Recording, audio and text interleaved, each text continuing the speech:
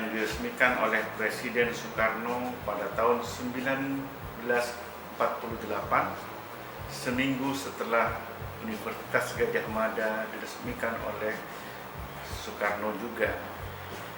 Memiliki dua kompetensi, yaitu penciptaan dan kompetensi pengkajian. Bedanya seni murni isi Yogyakarta dengan seni murni isi yang lain atau ISBI. Seni murni lahir dari Asri yang menjadi kemudian rahim seniman-seniman Indonesia. Boleh dibilang seni murni adalah yang tertua di Indonesia, memfokuskan pada capaian pembelajaran dan capaian lulusan sebagai seniman seni rupa profesional. Maka di seni murni, dan tidak ada di seni murni yang lain, tugas sketsa satu semester 500 lembar. Kenapa? Karena untuk kemudian mematangkan bagaimana menuju mata kuliah studi yang lain. Dulu bahkan sketsa itu 1000 lembar satu semester, maka diturunkan karena kemudian ada mata kuliah yang lain sebagai pendukungnya. Peminatan di seni murni ada 3. Yang pertama adalah seni lukis, kemudian seni grafis, dan seni patung. Seni lukis bagaimana kemudian mendidik mahasiswa menjadi profesional seni lukis. Grafis juga bagaimana kemudian menjadikan seniman profesional di bidang seni grafis. Seni patung bagaimana menjadikan mahasiswa seniman profesional di bidang seni patung. Prospek lulusan seni murni adalah menjadi profesional yang eksistensinya diakui nasional maupun internasional. Salah satu contoh dari alumni seni murni adalah Nasirun, Eko Nugroho, Heridono, Entang Winarso, dan lain sebagainya. Kurator dari alumni seni murni misalnya Mika Susanto yang juga sebagai kurator Galnas, kemudian Bapak Suwarno Wirostomo juga sebagai kurator, kritikus dan kurator Galnas. Kemudian ada pengkaji, salah satunya adalah Profesor Bimaryanto dan Profesor Agus Burhan. Kemudian alumni seni murni juga banyak memiliki galeri, salah satunya adalah Sutawijaya yang di Jogja, kemudian juga di Bali, kemudian di Jakarta dan di Surabaya. Kemudian banyak juga terlibat dalam kegiatan-kegiatan institusi pemerintah, misalnya di Kementerian Keuangan, di Peruri, kemudian di Kementerian Kebudayaan, Pariwisata, kemudian juga lebih banyak lagi di Galeri Nasional, Museum Nasional, dan lain sebagainya.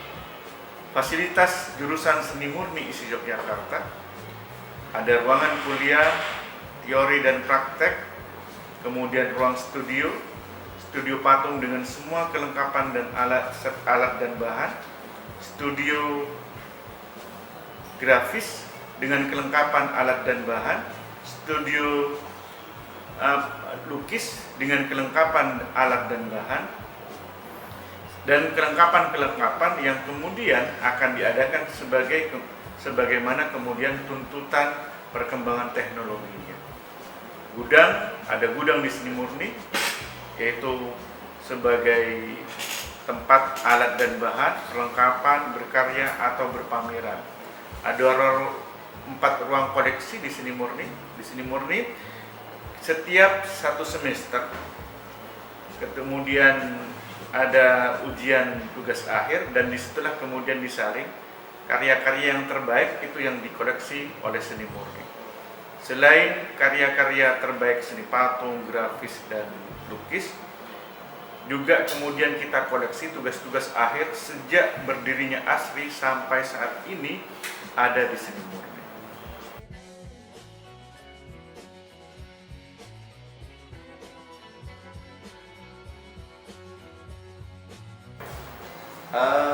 Keminatan seni lukis itu adalah salah satu minat utama di program studi seni murni ISI Yogyakarta. Selain minat utama seni grafis dan seni patung. Di seni lukis teman-teman akan mempelajari berbagai macam karakter, gaya, dan material, ya, akan mengeksplorasi material, dan akan mempelajari semua dasar-dasar seni lukis hingga mencari gaya dari masing-masing karakter yang cocok dengan karakter teman-teman nantinya.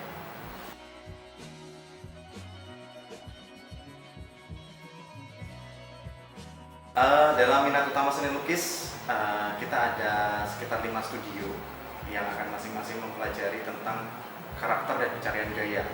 Pada tingkat 1 atau tahun pertama, teman-teman akan mempelajari dasar-dasar teknik tentang melukis yang berhubungan dengan material cat berbasis air dan juga cat berbasis minyak. Di situ pendekatan kita umumnya cenderung pada pendekatan yang realistik. Seterusnya pada semester tahun kedua itu Anda akan mempelajari tentang deformasi dan juga pencarian gaya dari masing-masing karakter yang sesuai dengan Anda. Dari pengenalan dasar tersebut nanti kalian akan menemukan gaya-gaya yang spesifik yang kira-kiranya paling nyaman Anda gunakan untuk kemudian dielaborasi dengan konsep di studio yang paling akhir. Selain di mata kuliah studio, juga ada mata kuliah ilmu bahan, di mana Anda juga akan mempelajari berbagai macam karakter dan material yang digunakan dalam seni lukis, dan juga ada mata kuliah teori seni lukis yang mempelajari tentang tentang bagaimana seni lukis itu berkembang dari masa ke masa hingga pemadatan teorinya, ya.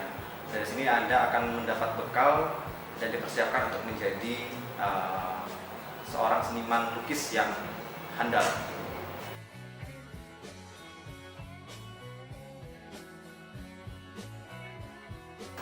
Setelah lulus dari setelah menjadi sarjana di jurusan seni murni di Yogyakarta, teman-teman diharapkan bisa menjadi seorang seniman. Kalau misalnya dalam pendidikan keminat utama seni lukis, diharapkan teman-teman mau menjadi seniman lukis yang cukup handal dan baik, walaupun tidak selalu mengeksplorasi dengan pendekatan seni lukis. Setidaknya dasar-dasar seni lukis yang telah didapatkan di bangku perkuliahan itu cukup menjadi bekal yang cukup kuat untuk bisa menjadi seniman yang baik, walaupun eksplorasi setelah itu bisa dilakukan dengan berbagai macam media atau material yang lainnya. Selain itu, di luar hal tersebut, banyak bidang kerja di luar seniman yang bisa teman-teman aplikasikan sesuai dengan mata kuliah yang ada di program studi seni murni, seperti menjadi kurator, menjadi kritikus seni, menjadi manajemen galeri, menjadi peneliti seni, dan lain sebagainya.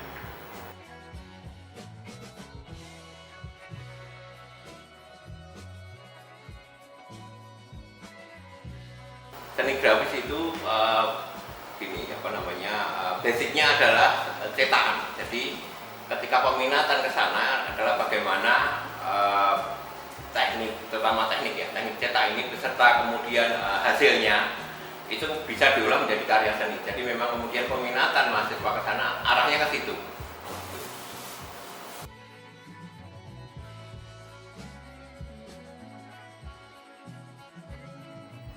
Kalau yang dipelajari adalah di seni grafis itu membuat karya seni dengan berbagai macam teknik cetak. Artinya di dalam teknik cetak ini ada yang dikatakan konvensional, artinya secara manual gitu, ada cetak tinggi, cetak dalam, cetak saring, dan cetak datar.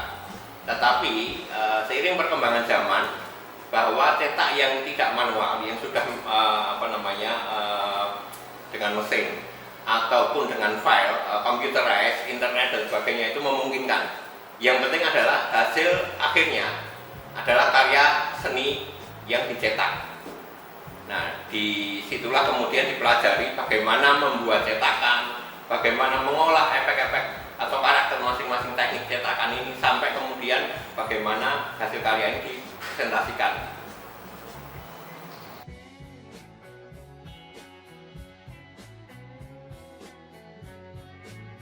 Kalau prospeknya memang ada macam-macam, Pertama memang karena ini sekolah seni ya awalnya adalah memang akan mencetak seniman grafis.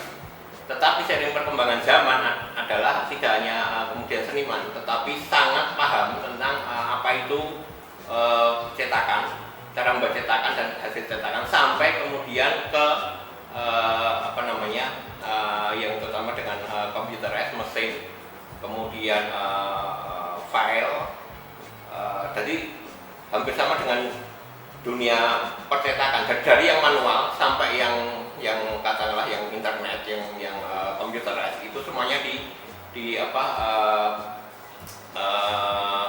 dipahami gitu. Nah, ketika sudah paham basic itu semua, mau kerja di bidang apapun itu sangat terbuka. Terutama adalah karena ini eranya itu adalah era visual, era grafis ya. Kemudian era desain, era file.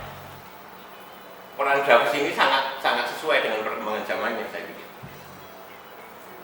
Jadi apapun sih karena kan seni murni ya. Grafis kan masuk dalam seni murni. Jadi seni murni itu basicnya. Ketika secara basic itu menguasai tentang berbagai hal, teknik, alat bahan, proses sampai hasil cetakan, itu mau masuk kemana pun nggak masalah.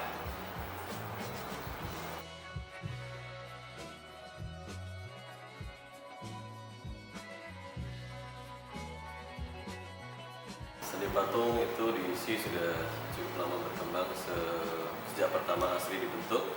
Salah satunya adalah mempelajari seni tiga dimensional dan juga penguasaan atas ruang sebagai di mana karya itu akan ditempatkan.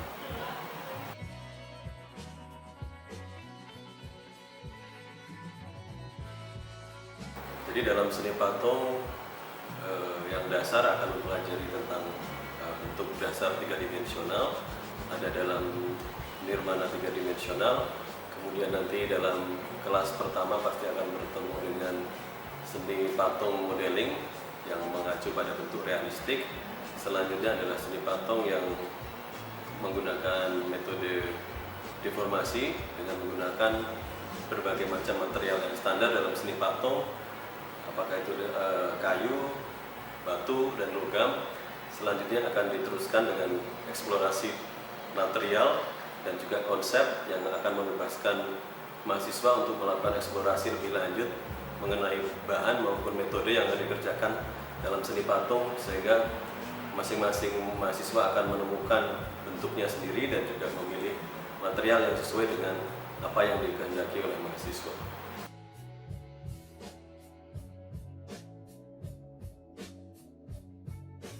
Setelah mereka lulus, tentu saja akan menjadi seniman patung, bisa bekerja secara mandiri maupun kelompok, dan juga bisa bekerja dengan seniman yang lain. Yang pasti kemudian seniman patung lebih fokus pada persoalan tiga dimensional dan juga berkaitan dengan ruang, bisa ruang publik dan juga bisa ruang private. Selain menjadi seniman, tentu saja teman-teman lulusan dari seni patung bisa bekerja sebagai pembuat patung, bisa bekerja dalam sebuah proyek seni rupa publik atau patung publik, bisa juga mengerjakan elemen-elemen artistik di ruang publik yang berkaitan dengan hal-hal yang tiga dimensional, dan juga bisa bekerja dengan seniman lain, apakah dia bekerja dengan seniman yang sudah terkenal atau dalam sebuah proyek seni.